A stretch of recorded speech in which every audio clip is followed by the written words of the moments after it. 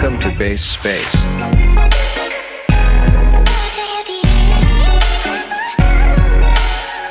crypto podcast. Base Space. So, hey everyone, welcome to the Base Space. This is a crypto podcast hosted by myself, the Crypto Mewtwo. We also have my two co-hosts, Chase Coins and Super High, joining me tonight. This podcast, we focus on creating opportunities for growth, networking, and education in the crypto industry. Today, we have the honor of having Andy, creator of Degen Blues. So, welcome to the show, Andy. We're pumped to have you on. Hey, yeah, thanks for having me. Excited to be here. Let's go. And Andy, it's tradition here whenever we bring someone new on the space to ask them how they got into crypto. Would love to hear your story. Yeah, totally. Well, I think my first Bitcoin purchase was in 2014 or so, and so I guess that was technically my first foray into crypto.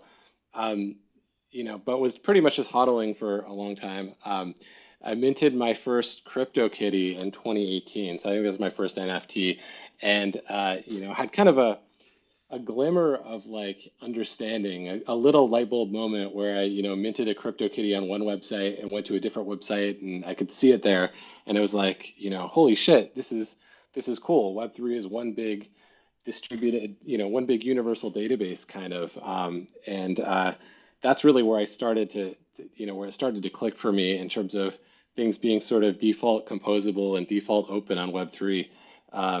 And so that was super exciting. And then, since then, just been gradually getting more into it over time. And, I'd say really seriously been delving into Web3 on the tech side for the last year, dusting off my coding skills and getting into Solidity and creating Degen Blues. So it's been a slow burn over the last almost a decade.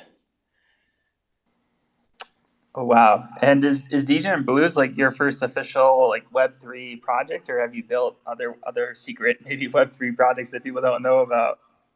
No, this is the first one. I had a couple of aborted attempts at an NFT collection that I never actually launched. Just I was tinkering with some ideas.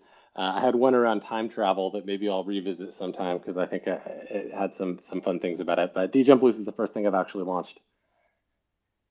Oh, that's super dope. No, this is a really good place to get started in Web3 and kind of plant your flag, as you will. I'm curious, like, what kind of made you take the leap, like, into Web3? Like, you've helped co-found Google Street View and Uber Eats. Like, why kind of transfer out of Web2 and start working, in the space? Yeah, it's a good question. I think I've always sort of straddled the line between design and engineering and art, and in Degen Blues and in NFTs, I kind of see the culmination of a lot of things that have always interested in me, right? And so, working on this project, I kind of feel like I'm bringing my whole self, and I've been engaging all the different parts of my brain in a way that nothing I've worked on before was quite able to do. So I guess that's a big part of the appeal. And then, more than that, I guess just I sensed that something really important was happening, right? Like the shift from Web 2 to Web 3 feels like one of the more important things that's happened technology-wise in my life. And I kind of didn't want to be sitting on the sidelines for it. No, I feel you, man. It's an exciting movement, and like you can feel the momentum around this space, right? Like there's so much innovation happening. Like literally every day, I probably discover like 5 or 6 new things, right? New projects that are popping up, new use cases for this technology, and it's just super exciting to see everyone collaborating and being so open. And for me, like when I worked at different Web2 companies, I just didn't find like the same passion or I guess, yeah, passion is probably the word for it, of people that just actually want to innovate and provide value. I don't know if you found the same. It reminds me a lot of ways of the early days of the internet. I mean, or not the internet, the early days of Web 1 and Web 2, I guess, where it still felt like it was possible for somebody, doing kind of an indie project on a small scale to make a big impact because everyone's still getting to learn the limits of the technology and what's possible and kind of hacking on things in interesting new ways. And and yeah, that's just like that's a fun moment in any technology cycle when there's this sort of sense of opportunity and this idea that just one person just hacking on something random can really make an impact. Yeah, yeah, no, that's kind of the crazy part, I think, because like I think Chase is super. Like we've all seen, like we've met people just over Twitter Spaces, and we were chatting, and we were just regular people, and now we're friends with people that just started their own projects, right? That are becoming successful in Web3 and are actually making an impact as a whole. Like even the show was just an organic idea for us to connect with friends, and now we built this out to where it is. So it's super cool to just see, like you were saying, just the opportunity for everyday people to level up. And I'm curious now, like, how did you even come up with the idea for Degen Blues? Like, have you always been a music fan? Yeah, I've been playing piano and jazz music in particular, going back to like middle school, I guess. I've always been a fan.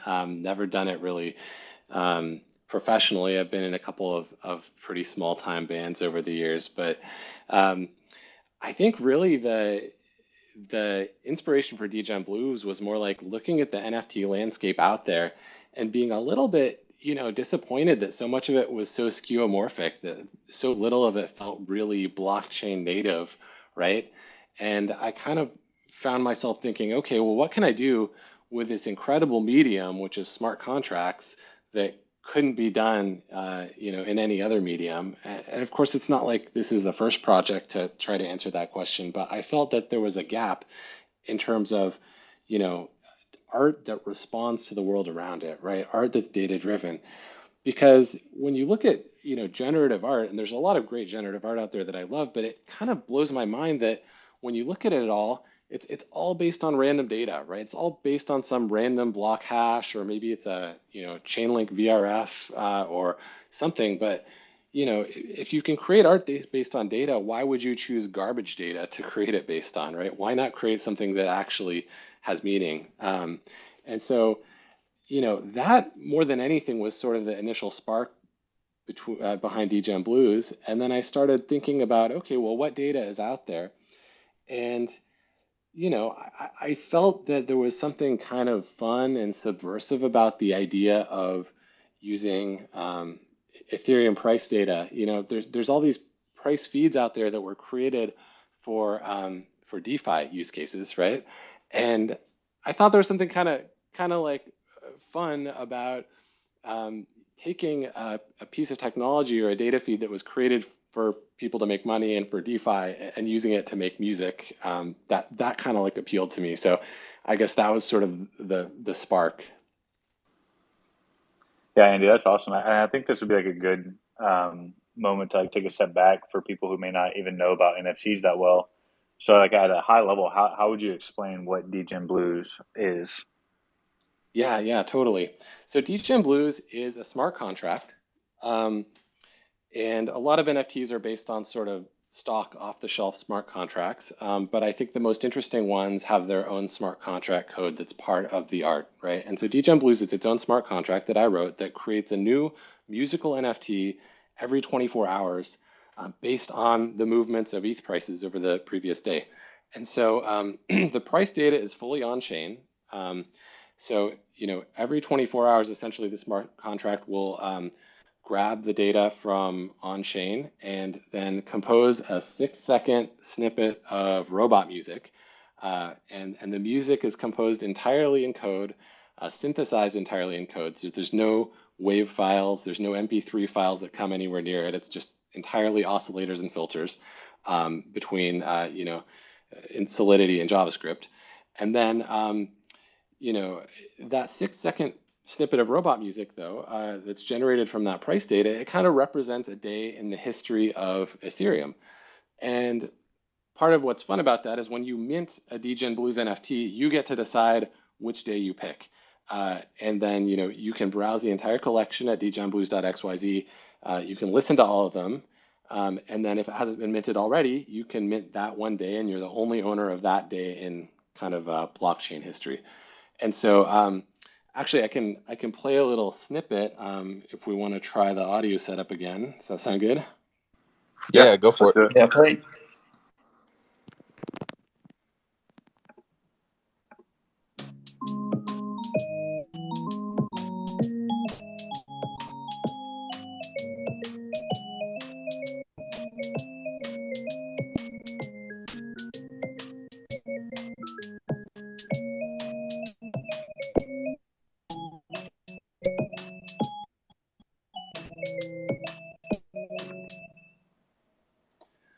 All right, so apologize for the choppy there, but that was a string of about 5 days back to back in September 2021, and so you can hear as the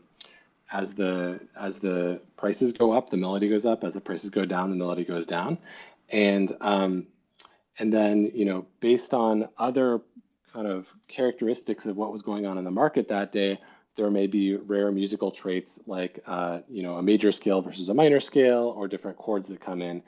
And when you put all of the Degen Blues end to end, all the way from number 1 to number 575, which just minted, it just came out an hour ago. When you put them all end to end, it makes just about 1 hour of continuous robot music. That's super interesting. I feel like I heard some liquidations in that little 5-second clip we just heard. But no, I'm actually curious, like, at what point did you start working on this project? Did this project kind of blossom as like the antithesis to like the status quo that we were seeing with NFT landscapes? I feel like, we just got really stagnant with the 10,000 PFP, collection after collection. So I'm just curious, like, when did you actually start this endeavor with Yeah, Degen I think Blues? I probably wrote my first line of code back in November or so. And then, had a couple of, stops and starts where I was focusing on various things, focusing on the engineering side for a while, focusing on the code, the code versus the visual design versus the music. But yeah, it's sort of taken shape, since then. And yeah, to your other question, like, it is, I do see it as a bit of a counterpoint to the PFP craze. I think there's plenty of things that are interesting about PFPs. Like, it's not necessarily, the thing I get most excited about.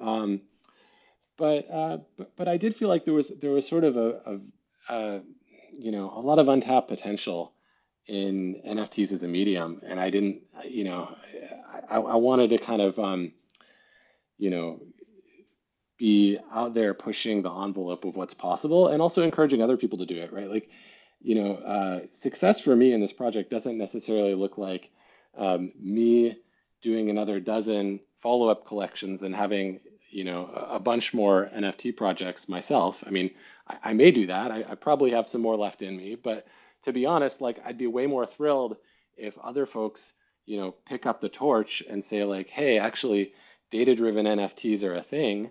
And, we want to explore that kind of gray area between data viz and art, and explore creating NFTs that can react to the world around them, whether it's, not necessarily ETH price data. It might be, a visual NFT that's painted in real time as the COVID genome evolves, right? Or it could be a piece of music that captures like the changes in greenhouse gas data levels, right? Like, I think there's so many amazing things out there that artists could be making. And I'm excited to kind of like be helping instigate that as a movement.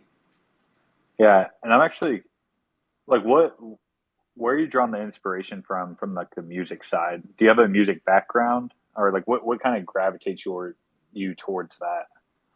Yeah, I do. I've been into music. I've played piano my whole life. Played jazz piano, especially. Um, but my primary, I guess, design principle in creating this project has been sort of to express the data the way that it wants to be expressed. If that, it sounds kind of weird, but like, I didn't want to put too much human judgment in the way between the data and, like, what you experience as consuming the NFT. And so it just kind of made sense to me. Obviously, it was biased by my personal background, but it kind of made sense to me that Ethereum, if you're trying to create art out of price data, that just music is a natural way to do it, right? It's something that goes up and down over time, just like a melody. It made a lot of sense for jazz to be the inspiration behind it because, jazz is an improvisational art form. And so the idea of a robot being able to improvise jazz, it didn't seem that crazy, right? And and then, a lot of the other sort of musical and artistic decisions flowed out of the requirements of the data and some of the challenges that it posed and the problems that I had to solve there, right? So the particular musical scales that sounded good to snap those notes to, for example, or the fact that there's 24 musical notes. Each snippet of music consists of 24 eighth notes. And I chose that because there's one for each hour of musical data, right, in the day. And so that's why it's kind of three measures, 24 times an eighth note for each for each snippet. So does that make sense? I've tried to like not impose too many of my own tastes on it and just try to like do what makes sense based on the data. Yeah, no, that totally makes sense. You do lose me at the notes and talking about that. I'm not. I've taken zero musical classes over my lifetime. But yeah, from like a objective standpoint, I follow you. Well, and just to geek out on the music a little bit, and hopefully this isn't too dense or too opaque, but I think it gives you a little peek into some of the fun problems that I had to solve with this project, where one of the obvious problems if you're trying to map price data to musical notes is, musical notes only sound good within a certain frequency range, right? That the human ear can hear and recognize as music. But price data can keep going up and up and up and up. So how do you create an algorithm that can map price data to musical notes that sounds just as good when ETH is at 400 or 4,000 or 40,000, and yet still kind of has enough dynamic range on a day-to-day basis? And so I had to solve some kind of fun problems there. For that particular problem, there's a fun auditory illusion called the shepherd tone. That's actually you'll hear it in a lot of Christopher Nolan's movies, like Dunkirk uses it a lot on their soundtrack, where they call it an auditory barber pole because it's a kind of way to trick the ear into making it sound like a note is continuing to go up and up and up and up, but in fact, kind of sneakily, you're fading in a lower note an octave below, and then a lower note an octave below that. So you're actually keeping the music within the same frequency range while it appears to continue ascending forever. So, that's just one example. Anyone can Google shepherd tone illusion and hear some fun examples of it. But that wasn't like I didn't set out to be like, oh, I'm going to make an NFT collection based on the shepherd tone because that's like this sick, sound. It was really like, how do we solve this problem in terms of mapping between data and music? Hey, Andy, I think that all of that, what you just said, is super cool. And something I'm like super interested in with Degen Blues, like say when ETH, has its rally again, and it's just a full day of going up, up, up, up, up. I'm excited to see how the NFT comes out, and that might be the one that I meant. Yeah, totally. Well, and just to like riff on that, I mean, one of the really fun things about this project so far is I would say that it's like robot created but human curated, right? So the robot is just out there kind of blindly making music every day. And, some of the notes sound a little bit off, right? As you'd expect from robots trying to make music. And then some of the other ones like actually sound really catchy. And so we rely on the humans who are minting NFTs, like as part of the creation of the project, right? It's like, which sounds people, vibe with and decide to mint is actually kind of part of the art.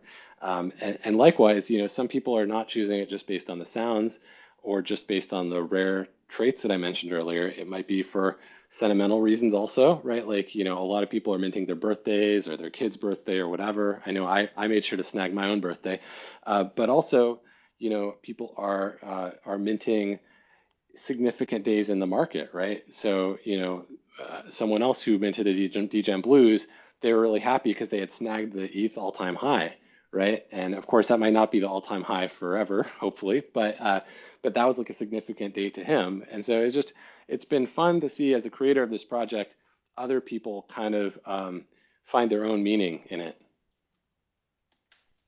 Yeah, it has that like relationship aspect, right? With you could say the market or NFTs in general. Um, that's a good idea. I'm gonna have to snag my birthday and some other ones. I didn't even think about that. But so moving on to the question I wanted to ask you, just for the users that are listening, whether it's on Spotify or YouTube, and they don't know what Chainlink is or what it does, could you explain why you decided to use Chainlink Price Feeds to help you dynamically generate your NFT collection? Yeah, totally. So, I think Chainlink is a really, one of the more interesting pieces of the Web3 tech stack. So Chainlink is a technology for essentially bridging between data that comes from, off-chain, right, like Web2 and just like the real world at large, to on-chain data, right? So if you think about the blockchain and smart contracts that live in the blockchain, it's kind of its own little hermetically sealed universe. You can't just normally, from a smart contract, query, a Google Weather API or a price data API or, get some CDC data about the number of COVID cases, right? There's all this great data out there in Web 2 that's accessible via, freely available public APIs, but smart contracts do not naturally have access to that because the blockchain is its own kind of self-contained universe, right? And so Chainlink is a technology that bridges those two worlds, that allows smart contracts to access data from the outside world. And so that's what I'm using to access the ETH price data on Degen Blues. The Degen Blues smart contract, uses Chainlink to get that data. And what's cool about that, what's cool about, kind of magical about smart contracts in general is, the Degen Blues smart contract is out there. It's been deployed. I've set it loose in the world. And now, even if I'm dead and gone, that thing is going to continue to crank out music as long as the underlying Chainlink price feed continues supplying new data. So it's kind of on autopilot now. That's like one of the things that I find is really interesting about Chainlink and NFTs and putting it on the blockchain as well, is you kind of cement yourself there for eternity, right? Or as long as the blockchain exists, and like price feeds exist. So like now you have yourself as Andy and yourself as Degen Blues kind of cemented into this ecosystem for history, and that I find that really interesting, personally. Oh yeah, totally. I mean, I actually sometimes feel sad that, you know, as a designer working in Web 2, you build stuff, you pour your heart and soul into it, and then, you know, other than sort of Google Images, there's not really any permanent record of what you did, right? Like the work that I did on Street View, over 10 years ago, it's, like Street View still exists as a product is great. I'm really proud of it, and the designers that came after me have done incredible work. But it's not really like there's a permanent record of exactly what I built, right? It's such a, sort of, I don't know, transient medium, right? And so that permanence, I do think there's still like amazing art projects yet to be made that just play on that idea of the permanence of the blockchain, because I do think that's super exciting. Yeah, I can totally agree with you, and also, huge congratulations on building Google Street View and Uber Eats as well. I just lost my train of thought. Oh yeah, we've only dipped like our toe in the water, right, when it comes to what's been created and what's been built in this space. So I think like as we go, this is really just the beginning for like music NFTs and dynamic NFTs. And so, like you said, I'm excited to see what else is built as well. And more on the coding side, can you explain to the audience what DegenFetcher is and how it plays a role in generating these NFTs? Oh yeah, totally. So DegenFetcher, the Degen Blues NFT collection kind of consists of two main components. There's the Degen Blues. Actually, I'll say three components. There's the renderer, which is not on chain. It's hosted on Arweave. So, it's permanent because it's on Arweave, but it's a chunk of maybe 500K of JavaScript that actually, takes the price data and generates the music and visuals. And so that is, distinct to Degen Blues. I don't expect it to be particularly reusable for other folks. And then there's the Degen Blues smart contract, which is, what interfaces with that renderer. But then there's a third component that I intentionally tried to code in a way for it to be maximally reusable for other NFT creators, and I called that DegenFetcher. And what that is I've sort of contained all of the price fetching code, or actually just the data fetching code generally that can grab data from a Chainlink data feed.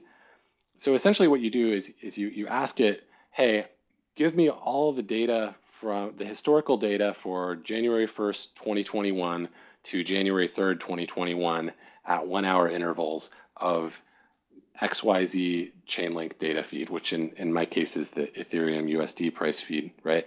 And then DegenFetcher will go do a binary search through all of the underlying Chainlink data, which is super cool that I can do on top of Chainlink. Chainlink wasn't necessarily designed to support that super easily, and so I built DegenFetcher as sort of a little bit of a helper to make that easier to do.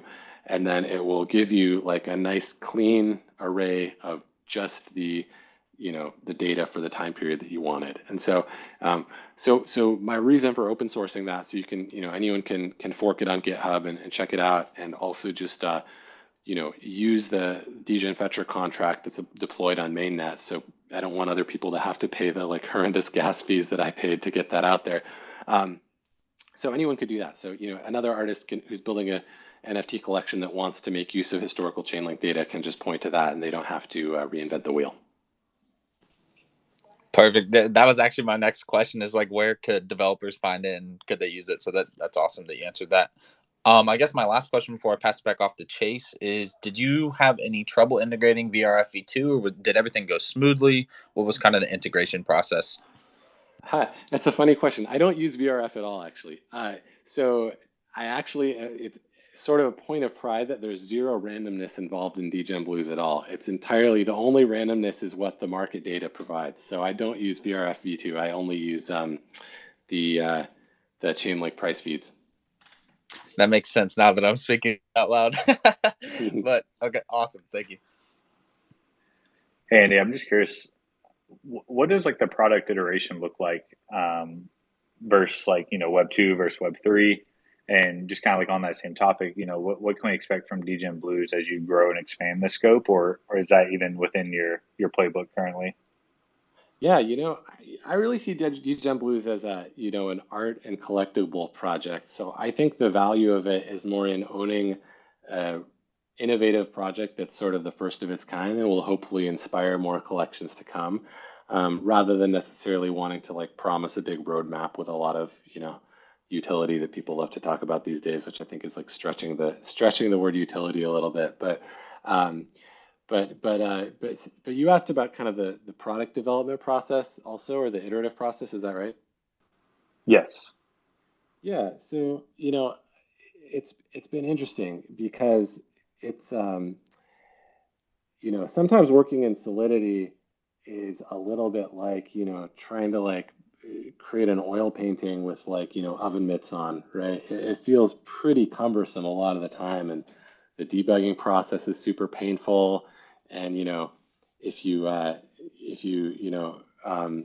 a smart contract isn't quite working the way you expect, even just to do another compile and deploy to test net is another like 5-minute iteration or something like that sometimes. And so it's definitely you get the feeling that you're in the early days of the tool chain, and you kind of have to be willing to fight through some pain if you want to do something innovative here, for sure. Yeah, so, like speaking of innovation and staying on the topic of dynamic NFTs, what do you think will be like a large narrative in the coming years or even year with dynamic NFTs? Yeah, well, I don't know how long it's going to take. I don't know what the timing will be, but to me it seems unimaginable. This sounds a little crazy, but I think actually NFTs that are dynamic are going to be a bigger category than NFTs that are not dynamic. Like if we look, 5-10 years out, right? Because it's just like, why would you, if you can create art that continues to evolve after it's made and that it responds to the world around it in some ways, like why would you not? Like why would you just create art that that just kind of sits there and is the same, every time you look at it. So to me, it's just inevitable that sooner or later it will be a huge category. Yeah, no, I'm completely right there with you. The way I look at NFTs for the most part right now, it's kind of the pre-internet era of this, digital representation. And I think as we adopt more and more dynamic NFTs, I think we're just going to have kind of really like mind-bending use cases. And kind of on that same topic, I'm curious, like, are there any use cases that are not being discussed currently that you've thought about when it comes to dynamic NFTs? Yeah, I mentioned, like, I think these societal, like I think the COVID pandemic is fascinating as a topic for art because it's been sort of, it's this thing we all lived it through, right? But it's been sort of like, I don't know, almost like underexplored in the art world. It's almost like it didn't happen in many cases. But it's this phenomenon that unfolds over multiple years slowly, and you don't know what's going to happen. And it's got all these nuances to it, and all this, complexity, and like, with vaccination rates and different types of vaccinations and different strains, like, Omicron and Delta, and yet it's real lives, right? So it's like this combination of, like, hard data, but like real human lives in the balance. And so to me, like, I don't know, I haven't come up with it yet, and if someone else beats me to it, that'd be amazing. I'd be thrilled. But that to me is just like a really compelling piece, like waiting to be created. I think that one's exciting. I think climate also is another one where I think you've got a a process that's so huge in its scope, but it's very abstract, and the effects of climate change are so hard for people to wrap their heads around. And so I think that it could actually be really important and influential and make an impact on people's understanding of climate change if there was a piece of art that could, make it more concrete and make it more visceral. Yeah. I can almost see like some sort of like watercolor painting that's like dynamic and free moving with like the weather, something like that that's on like a massive screen. Totally. Yeah. Hey, Andy, I'm kind of curious. Like, are there other, like, outside of Degen Blues, are you following any other NFT projects? Like, are there other projects that have like caught your attention that you were like, oh my god, like this is super innovative. Why didn't I think of that type of thing, or just projects in general that you enjoy? Yeah. It's going to be kind of all over the map. There's a bunch of them. I mean, like, I guess starting like from the earlier days. I mean, I think Fidenza is like one of the first ones that just like completely, blew my mind in terms of like, wow, this is generative art, but it looks like it belongs in a museum. Like it's really that good. And so that was a really real inspiration, and kind of opened my eyes to like, okay, this could be like serious artists are working in this medium. I think, I think some really cool stuff is being done right now with generative music. So Blocktunes is a project that I've been following that I think is super cool.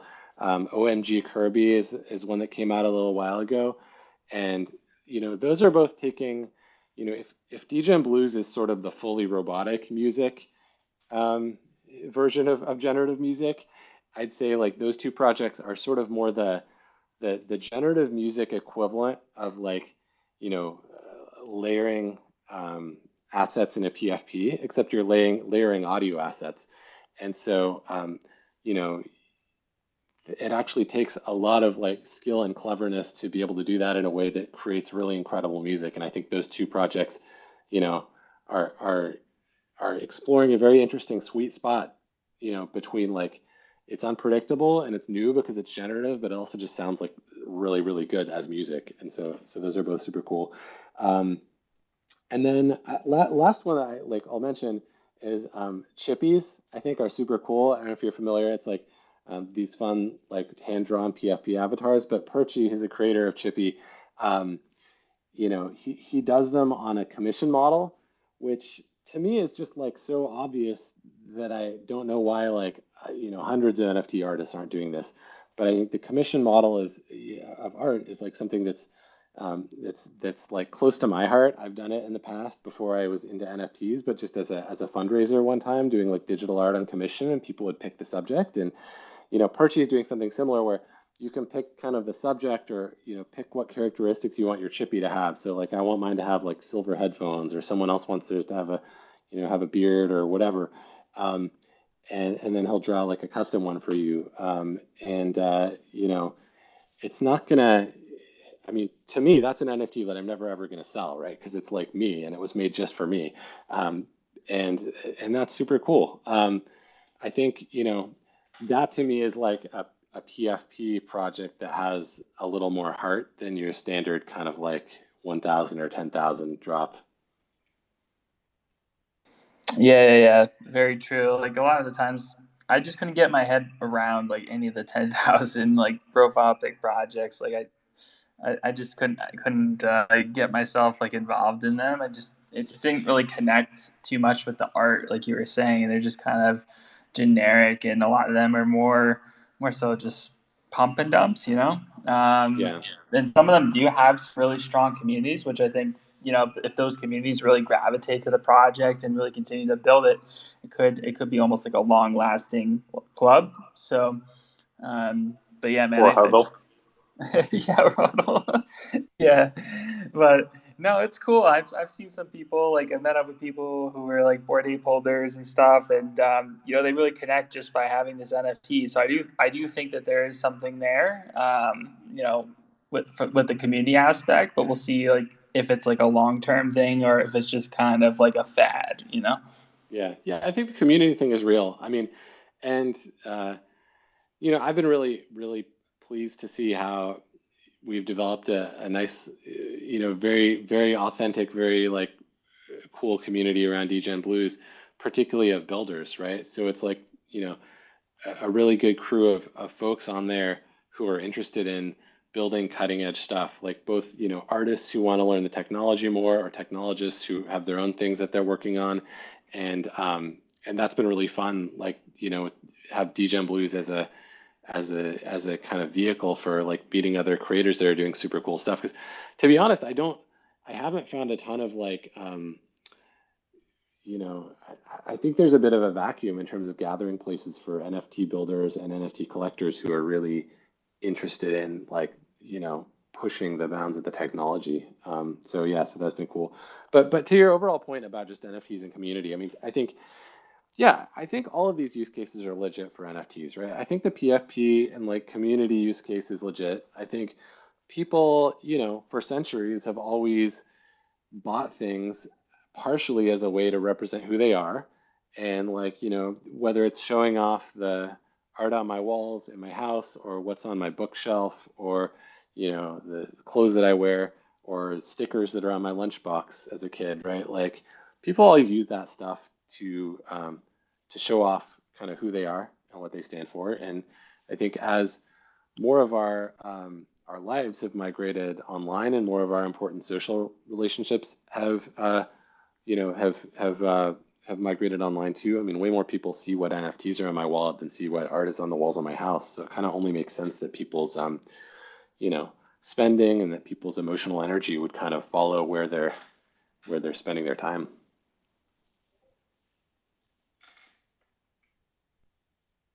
Chase, I saw you raise your hand. I didn't know if you had a question. Oh, no, I was waving earlier. I had made that joke about the huddle. That's all. You're talking about the NFT collections. Andy, my last question for you is like, if this project Degen Blues was displayed in a museum, like how would you envision it being displayed? I have no idea. I've never even considered that. I guess you just put it on loop, right? Like, well, no, I have, so there's this token ID 0. There's one NFT in the Degen Blues collection that's sort of an Easter egg, and it's, I call it edition 0, but it's a Degen Blues that's not associated with any particular date. It's kind of like the always the current Degen Blues, and anytime you refresh it, you'll get a song that represents the last 48 hours of data. So I think if it were in a museum, I would want Degen Blues.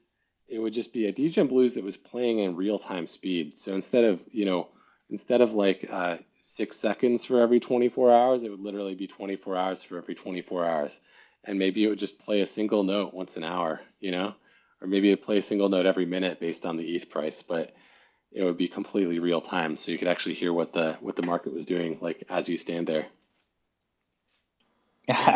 That could be cool, man. You should totally try and do it. Because when we went to Eat Denver, all of us, like, they had some in-person displays of like digital art and NFTs, and before that, I was like, oh, like, are people actually going to display this in a museum? Like, is this real?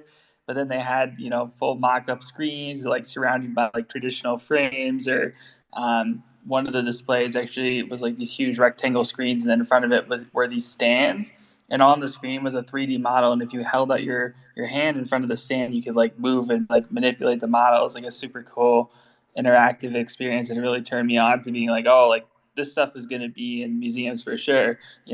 In-person events, etc.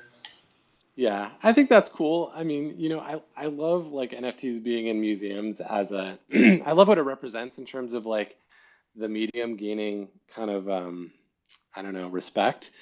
But at the same time, like, NFTs don't really need to be in museums, right? I mean, way more people can experience NFTs in their native, in their native habitat on the blockchain than could possibly fit inside a museum.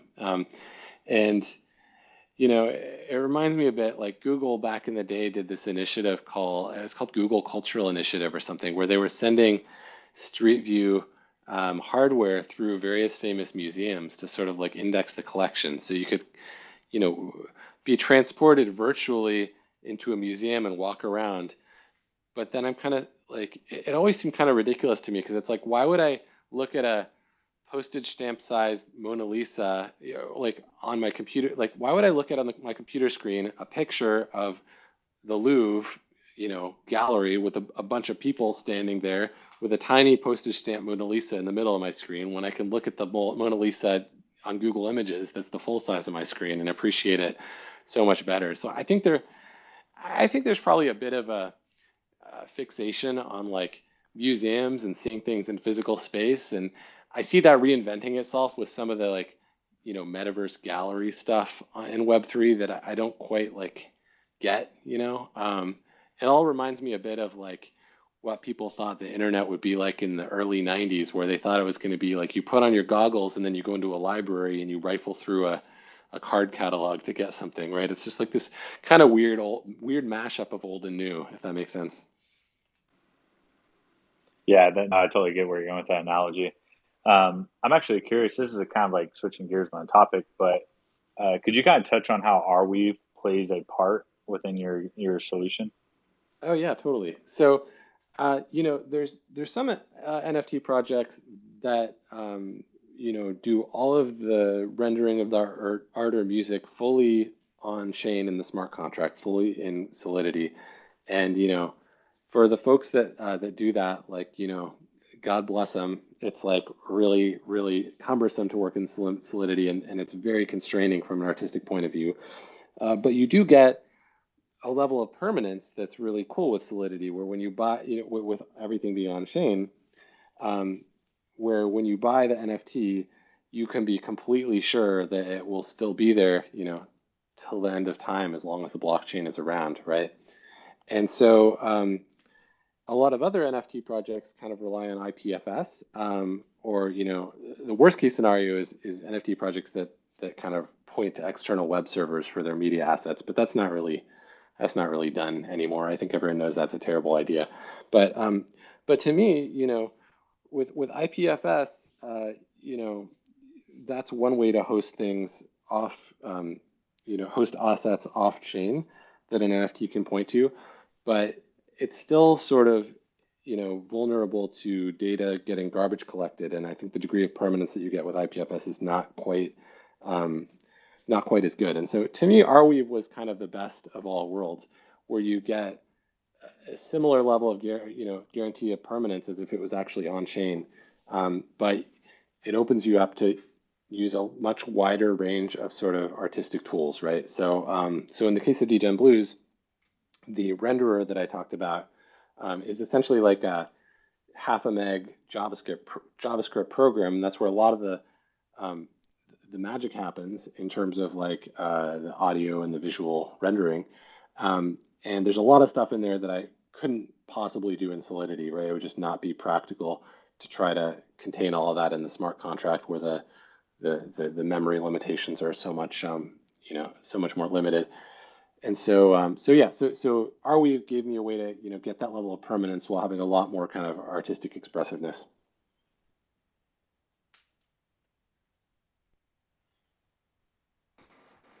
Very based. Andy, near the end of these, we sometimes allow audience members to come on. We want to see if anyone has a question for you, and you can bring them up.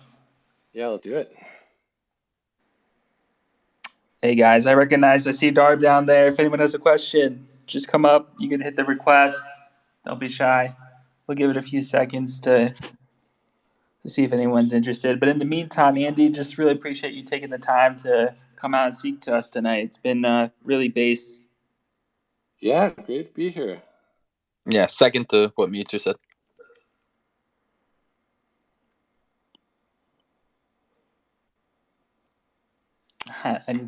Sometimes I need some waiting music, but We'll play a little Degen Blues. I got you. It could either be oh, nice.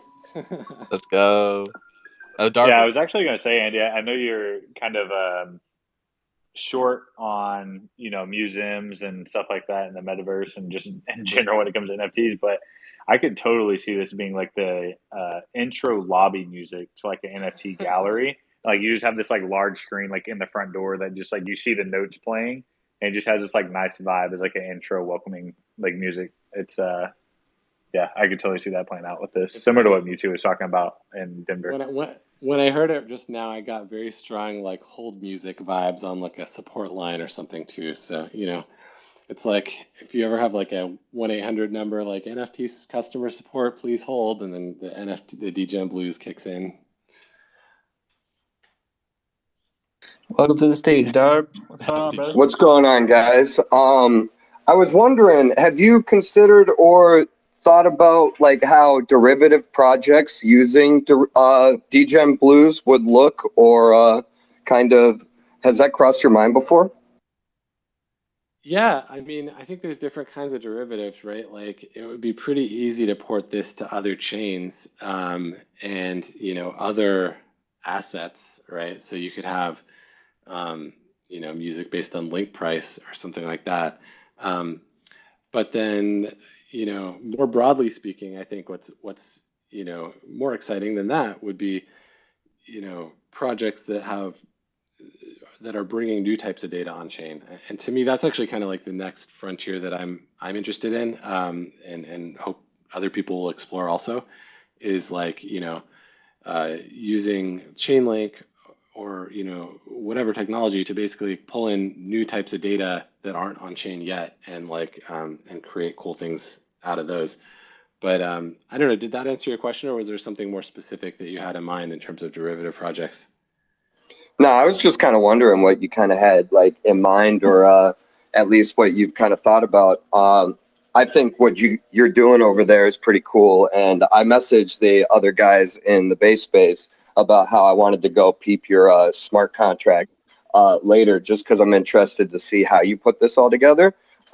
Great work, and appreciate your time for coming on here.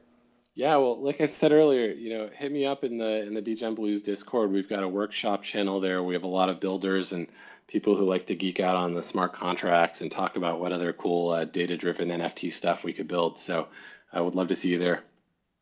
Cool, man. Yeah, I'll reach out. Very cool. Thanks again, Andy, for coming on. We appreciate it, man. Yeah, well, great talking to you all. Have a good day. Yep. Thanks, Andy. Everybody stay based. Stay based. Take care. Thanks for your time.